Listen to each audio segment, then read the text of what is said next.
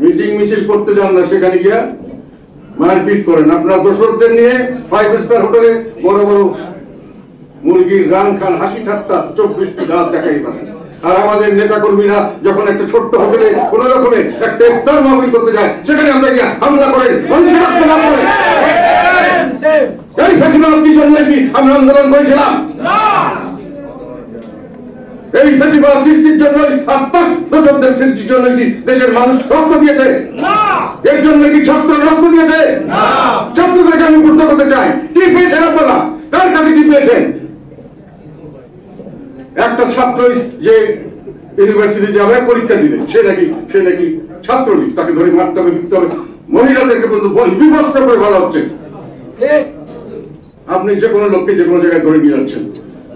আওয়ামী লীগ বলে, ছাত্রলীগ বলে, আওয়ামী লীগ বলে সব আওয়ামী লীগ, সব ছাত্রলীগ কি ক্রিমিনাল? তাদেরকে কি আপনি ক্রিমিনাল চার্জ দিয়েছেন? চার্জ দিয়ে কি আপনি প্রমাণ করেছেন?